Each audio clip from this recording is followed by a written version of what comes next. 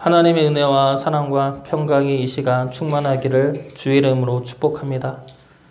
로마서는 크게 두 부분으로 나눌 수가 있습니다. 1장부터 11장까지는 구원에 대해서, 그리고 구원이 무엇인지, 구원이 어떻게 이루어지는지에 관한 설명으로 되어 있습니다. 일종의 교리적이고 지식적인 부분이죠. 그리고 12장부터는 실천에 관한 말씀입니다. 그래서 구원받은 우리는 어떻게 살아야 하느냐에 관한 말씀이죠. 우리 아내는 운전면허를 딴 지 꽤 됐는데, 오래됐는데 무사고입니다. 사고가 한 번도 안 났죠. 그런데 운전을 못합니다. 무사고도 운전을 잘해서 무사고가 아니라 운전을 안 해서 무사고입니다. 근데 운전면허를 땄으면 운전을 해야죠. 그래야 운전 실력이 늘게 됩니다. 운전면허를 땄지만 운전을 하지 않으면 운전 실력은 늘 수가 없죠. 우리의 신앙생활도 마찬가지입니다. 하나님의 구원에 대해서 듣고 하나님의 말씀을 들었으면 그대로 살아가야 합니다. 듣는 것에 그치면 우리의 믿음은 자라나지 못하죠. 마치 장롱면허처럼 면허가 있어도 운전은 할 수 없는 것처럼 우리의 믿음도 머리로만 알면 실제 삶에서는 믿음의 능력을 드러낼 수가 없습니다. 운전해서 편하게 갈 수 있는 길을 운전하기가 무서워 걸어가야 하게 되죠. 그러면 우리는 우리대로 믿음 생활이 힘들고 지치게 됩니다. 말씀대로 살아갈 때 임하게 되는 하나님의 능력과 하나님의 은혜와 그리고 그로 인한 충만한 기쁨과 평안을 누리지 못하기 때문이죠. 하나님의 말씀을 받았으면 말씀대로 살아가야 할 것입니다. 하나님의 말씀은 살아있는 말씀이죠. 살아있다는 것은 그냥 듣기에 좋은 말씀이 아니라 힘이 있고 능력이 있다는 말씀입니다. 우리가 하나님의 말씀대로 살아간다면 그 말씀 안에 담긴 능력과 언약이 우리 삶에 역사되어지게 될 것입니다. 오늘 말씀도 그러한 말씀이죠. 오늘 말씀은 그러므로로 시작을 합니다. 이 그러므로는 1장부터 11장까지 이야기한 우리를 향한 하나님의 구원의 은혜와 사랑과 능력에 관한 결과입니다. 우리가 하나님의 그 크신 구원의 은혜와 사랑을 받았으니 그러므로 우리는 이렇게 살아야 한다라는 말씀입니다. 그러므로 우리는 이제는 이렇게 살아야 한다라는 말씀이 시작이 되는데, 구원받은 우리가 살아야 할 모습에 대해서 처음으로 하는 말씀이 무엇입니까? 바로 예배입니다. 하나님의 은혜와 사랑과 능력으로 구원을 받았으니 그러므로 이제 우리는 예배자로 살아야 한다 말씀하고 있는 겁니다. 구원받은 우리가 처음으로 할 일, 구원받은 우리가 가장 중요시 여겨야 할 일이 바로 예배입니다. 우리를 구원하신 하나님의 은혜와 사랑과 의로우심을 찬양하고 경배해 드려야 합니다. 그리고 하나님 또한 구원받은 우리의 예배를 원하십니다.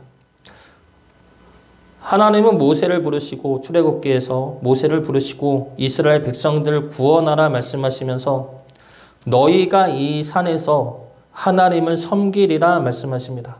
출애굽기 3장 12절 말씀입니다. 하나님이 이르시되 내가 반드시 너와 함께 있으리라. 내가 그 백성을 애굽에서 인도하여 낸 후에 너희가 이 산에서 하나님을 섬기리니 이것이 내가 너를 보낸 증거니라.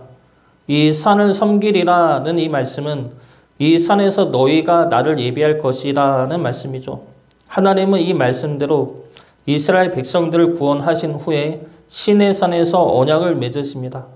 그 언약은 내가 너의 하나님이 되고 너희는 나의 백성이 되는 것이죠. 그 언약을 맺은 후에 처음에 하신 일이 무엇입니까? 제사를 지내는 것입니다. 그래서 하나님은 모세를 통해 성막을 짓게 하시고 제단을 쌓게 하시고 제사장을 세우십니다. 그 모든 일들은 제사를 지내기 위함이죠. 그 모든 일을 끝냈을 때 하나님은 성막 위에 강림하심으로 하나님의 백성들과 함께 하십니다. 이것이 예배이죠. 하나님의 구원의 역사와 은혜와 사랑을 찬양하고 경배함으로 하나님은 나의 하나님이 되고 나는 하나님의 백성이 되어 함께 하는 것, 하나님과 내가 함께 하는 것이 예배입니다. 그런데 이 예배에 대해서 우리가 기억을 해야 할 것은 예배는 받는 것이 아니라 드리는 것입니다. 오늘 말씀에도 예배를 통해 무엇인가를 받으라고 말씀하지 않고 예배를 드리라 말씀하고 있습니다. 이것을 우리가 잘못 생각하면 우리는 예배를 드리지 않고 받으려 하죠. 예배를 통해 내가 원하는 기도에 대한 응답을 받으려 하고 찬양을 통해 위로를 받으려 하고 말씀을 통해 사랑을 받으려 하고 그리고 그것이 채워지면 오늘 예배는 좋았어. 그러고 그것이 채워지지 않으면 오늘 예배는 별로야. 그렇게 말을 할 때가 있죠. 제가 예전에 그랬습니다. 제가 예전에 다른 교회를 가면 예배를 평가했습니다. 예배의 순서에 대해서 평가하고 설교에 대해서 평가하죠. 그러면서 내 마음에 안 들면 별로고 내 마음에 들면은 그 교회 예배는 괜찮네 이러고 했습니다. 근데 이것은 예배자의 태도가 아니죠. 예배를 통해 내가 받으려고 하는 자의 모습이지 예배를 드리는 자의 모습은 아닙니다. 예배는 이미 구원받은 우리들이 하나님의 은혜와 사랑과 능력에 감격하고 감사함으로 하나님께 드리는 것이 예배입니다. 그러면 우리가 무엇을 드립니까? 예배는 무엇을 드리는 것입니까? 첫 번째로 예배는 우리 몸을 거룩한 산 제물로 드리는 것입니다. 1절 말씀 보겠습니다. 그러므로 형제들아 내가 하나님의 모든 자비하심으로 너희를 권하노니 너희 몸을 하나님이 기뻐하시는 거룩한 산 제물로 드리라. 이는 너희가 드릴 영적 예배니라. 우리의 몸은 세상에 속하여 살아갑니다. 그래서 세상의 뜻에 길들어 있는 것이 우리 몸이죠. 세상이 주는 평안과 물질적인 축복과 쾌락에 길들어 있는 몸이 우리 몸이고 그래서 그것들을 탐하고 구하는 것이 우리의 몸입니다. 그런 우리 몸을 세상에 두지 말고 하나님에게 드리라는 것이죠. 이것은 자연스럽게 이루어지는 것이 아닙니다. 우리가 의식하고 결단하고 행해야 할 싸움입니다. 이 싸움은 이 땅에 있는 동안 계속 되어질 것입니다. 우리 몸의 유익을 구하느냐 아니면 하나님의 뜻을 위한 순종의 도구로 쓰임을 받느냐 이 싸움이 계속되는 것이죠. 이 싸움은 우리가 순종을 할 때도 나타납니다.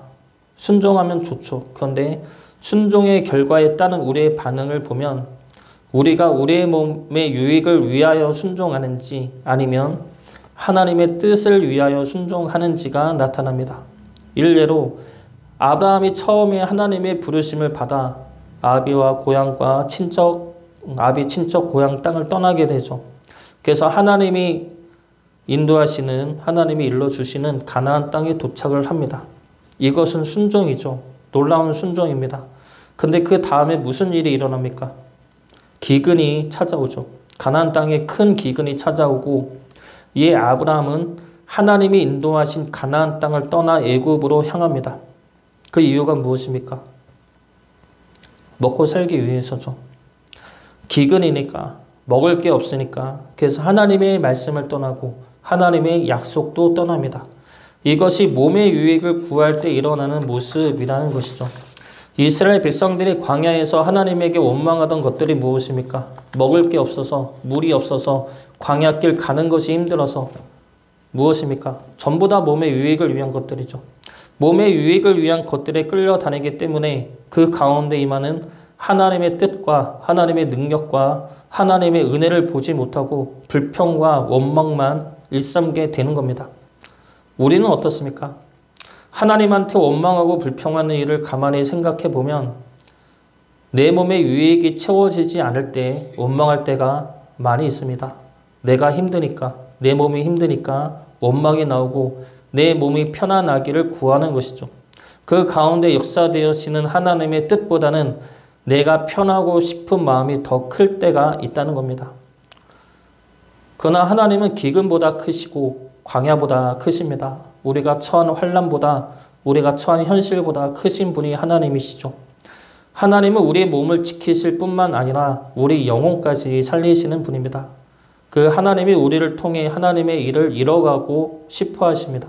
그래서 우리 몸을 거룩한 산 제물로 드리길 기다리고 계시다는 것이죠. 사도 바울은 우리 몸을 거룩한 산 제물로 드리라 말씀하시면서 그 앞에 하나님의 모든 자비하심으로 권한다라는 말을 합니다. 하나님의 모든 자비하심은 아직까지 로마서에 기록된 하나님의 구원의 은혜와 의롭다 칭하여 주시는 하나님의 의와 죄인된 우리를 구원하시는 하나님의 능력 모두를 말합니다. 그리고 그것을 가능케 하신 예수님의 십자가 희생을 말합니다. 우리는 우리 몸의 유익을 위할 때가 많지만 주님은 우리를 위하여 자신의 몸을 희생 제물로 드리셨습니다. 우리 몸의 유익을 위해서가 아니라 우리 영혼을 살리기 위해서이죠. 그러므로 우리를 향하신 하나님의 뜻을 이뤄내셨습니다. 우리 역시 우리 몸을 하나님께 거룩한 산 제물로 드려 우리 몸의 유익이 아니라 하늘의 뜻을 이뤄내는 예배자가 되기를 주의 이름으로 축복합니다. 두 번째로 예배는 우리 마음을 하나님께 드리는 것입니다. 2절 앞부분만 읽어보겠습니다. 너희는 이 세대를 본받지 말고 오직 마음을 새롭게 함으로 변화를 받아. 이 세대는 이 세상을 말하죠. 악한 영에 지배당하여 악한 가치관과 관습들을 행하는 세상을 말합니다. 그 세대를 본받지 말고 마음을 새롭게 하라 말씀하시는데 여기서 마음을 새롭게 한다는 것은 성령님이 우리 마음을 변화시키는 것을 말합니다.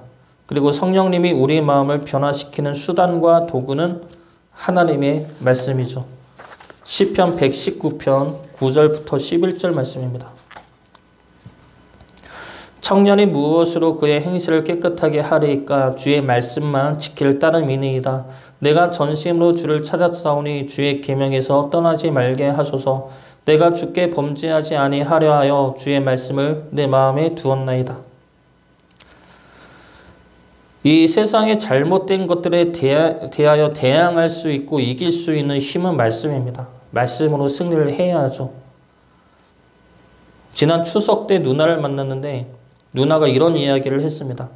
자기가 다니는 교회 같은 속에 한 부부가 있었는데 그 부부 중에 남편이 지금이 말세라고 이제 곧 심판이 임할 것 같다는 말을 한다는 겁니다. 만날 때마다 말을 하는 것이죠. 그래서 지금 일어나는 징조들을 보면 성경이 말씀하는 종말의 때와 똑같다고 하나님이 심판하실 때가 곧 임한다는 겁니다. 근데 그런 이야기를 만나면 1시간 내내 그런 이야기만 하니까 너무 힘들더라는 것이죠. 그래서 이분이 어떻게 이야기하는지는 직접 들어보지 않아서 잘 모르겠지만 대충 들어도 성경 말씀을 잘못 해석하고 있는 겁니다. 우선 종말의 때는 우리가 알 수도 없고 알 권한도 없고 알 필요도 없습니다. 매 순간이 종말의 때이고 그렇기 때문에 우리는 매 순간 깨어서 주의 자녀됨을 지켜야 합니다. 또 요한계시록을 통해서 이야기했듯이 하나님의 심판은 믿는 이들을 향한 심판이 아닙니다. 하나님은 구원의 하나님이지 심판의 하나님이 아닙니다. 출애굽 과정에서 하나님이 뜻하신 것은 이스라엘 백성들의 구원이지 애굽을 향한 심판이 아닙니다. 목적이 구원에 있죠.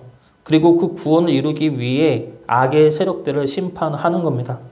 이 세상의 종말도 마찬가지죠. 종말은 하나님의 자녀들을 향한 구원과 영원한 생명의 회복입니다. 그 완전한 구원을 이루기 위해 우리를 잡아 끄는 이 땅의 악한 세력에 대한 심판이 같이 이루어지는 것이지 심판이 목적이 아니라는 겁니다. 말씀을 잘 보고 무엇이 하나님의 말씀인지 무엇이 하나님의 뜻인지 잘 분별을 해야 할 것입니다. 그렇지 않고 내가 원하는 대로, 내가 생각하는 대로, 내가 바라는 대로 말씀을 보면 말씀을 잘못 해석하게 되죠. 그리고 그렇게 해석되어지는 말씀들은 세상이 원하는 것이 됩니다. 누나와 같은 속이라던 그 남자분의 이야기도 마찬가지죠. 하나님의 말씀을 들어서 이야기하지만 그 이야기의 내용은 세상의 이야기이고 자신이 원하는 이야기입니다.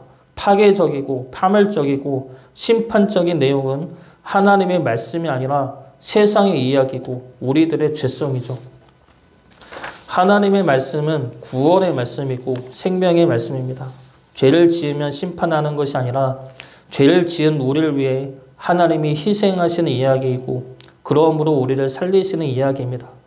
우리가 하나님의 말씀을 듣지 않으면 버리는 것이 아니라 우리 안에 오셔서 끝까지 우리를 붙드시고 인내하시고 품어주시는 사랑의 이야기입니다.